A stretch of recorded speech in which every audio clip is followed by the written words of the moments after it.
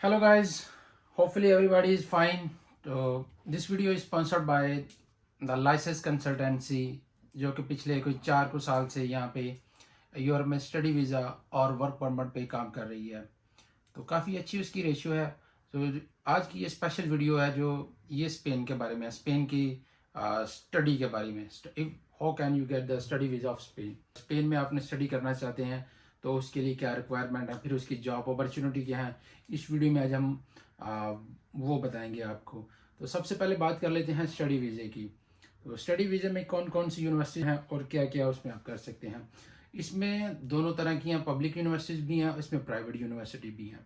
सबसे पहले बात करते हैं पब्लिक यूनिवर्सिटी में। पब्लिक यूनिवर्सिटी में इसमें कोर्स कौन से ऑफर हो रहे हैं। इसमें लॉ ऑफर हो रहा है, इसमें आईटी ऑफर हो रही है, इसमें इंजीनियरिंग ऑफर हो रही है, इसमें कॉमर्स के हो रहे हैं। इसके अलावा तकरीबन ऑलमोस्ट सारे ही इसमें कोर्सेज ऑफर हो रहे हैं।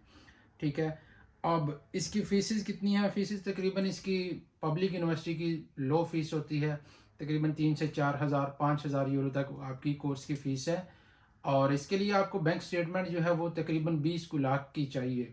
अगर इसको यूरो में बात करना है तो वो 1200 यूरो तकरीबन बनता है। ये सारे एशियन स्टूडेंट के लिए ये अपॉर्चुनिटी है कि वो कर सकते हैं। इसमें पाकिस्तान, इंडिया, श्रीलंका और नेपाल मंग। तो इसके अलावा इसमें बड़ी बात यह है कि इसमें विदाउट आर्ट्स भी कर सकते हैं। इसमें आर्ट्स और विदाउट आर्ट्स आप दोनों तरीके से कर सकते हैं। अब इसमें फ़र्क क्या है, अगर आपके पास आर्ट्स है देन आपके पास ऑप्शन ज़्यादा है, आपके पास यूनिवर्सिटी की रेंज ज़्यादा है, आप किसी भी अच्छी यूनिवर्सिटी में इजीली अप्लाई कर सकते हैं। इफ़ अगर आपके पास आर्ट्स नहीं है तो आप इंग्लिश प्रोफिशिएंसी लेटर बेस पे भी अपना एडमिशन अप्लाई कर सकते हैं। उसमें थोड़ा क्राइटेरिया थोड़ा श्रिंक हो जाता है, उसमें सिलेक्टिव ऑप्शन कम हो जाती हैं, लेकिन आप कर सकते हैं, उसमें विदाउट आर्ट्स भी कर सकते हैं। इसके अलावा एलिजिबल क्राइटेरिया जो है वो अब प्राइवेट यूनिवर्सिटी और गवर्नमेंट यूनिवर्सिटीज़ में दोनों का, प्राइवेट कॉलेजेस वगैरह का भी है, उसमें 10th भी है। आप मिनिमम जो बंदे ने मैट्रिक किया हुआ है वो भी कर सकता है, लेकिन उसकी एज 23 साल से ज़्यादा ना हो तो वो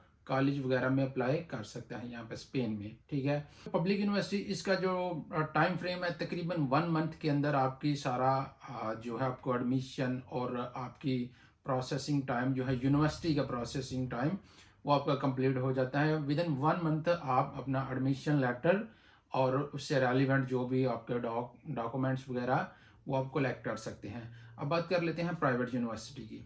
प्राइवेट यूनिवर्सिटी में भी ये सेम सारे कोर्सेज ऑफर हो रहे हैं। उसमें arts, IT, law, business, commerce वगैरह के सारे ही हैं।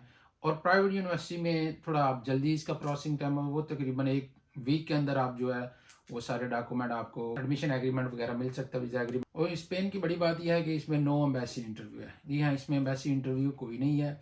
और ये पोस्ट कोविड की मैं आपको बात बता रहा हूँ, इसमें एम्बेसी इंटरव्यू नहीं होगा। आप चाहे पब्लिक में करें चाहे आप प्राइवेट में करते हैं। ठीक है, और बैंक स्टेटमेंट जो है वो इसकी भी 20 लाख बनती है। एलिजिबल क्राइटेरिया भी सेम ही है इसको। और पब्लिक और प्राइवेट यूनिवर्सिटी में स्टडी गैप जो है तकरीबन 4 से 5 साल का आपका अगर स्टडी गैप है तो वो आप एलिजिबल हैं इस क्राइटेरिया के लिए। और इसके लिए आपको डॉक्यूमेंट कौन कौन से रिक्वायर्ड हैं, आपकी सीवी चाहिए, आपका पासपोर्ट चाहिए, आपका ऑल एजुकेशनल डॉक्यूमेंट जो है एजुकेशन डॉक्यूमेंट स्कैन कॉपी में चाहिए।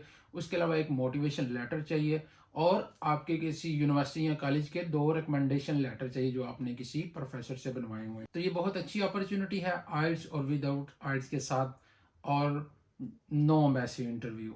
अब इसमें ये सारा प्रोसीजर ये पोस्ट कोविड के, तो आप अप्लाई कर सकते हैं। तो स्टडी के बाद क्या होगा, जब मैं स्पेन आ जाता हूँ तो देन उसके बाद क्या प्रोसीजर है, क्या मैं उसको जॉब मिल सकती है मुझे। तो डेफिनेटली आपको जॉब मिल सकती है अगर आपने यहाँ पे आप स्टडी कंप्लीट कर लेते हैं। आपका 2 ईयर या 3 ईयर की आपकी स्टडी है तो आप उसको कंप्लीट कर सकते हैं। तो एक तो ये है कि इजीली मूवेबल है। अगर आप स्पेन में आके स्पेन से जर्मनी मूव करना चाहते हैं या किसी और कंट्री में मूव करना चाहते हैं तो वो भी ऑप्शन आपके पास है। अगर आपने डिग्री कंप्लीट कर ली है और आप स्किलफुल भी हो तो आप इजीली वर्क परमिट यहाँ पे हासिल कर सकते हैं।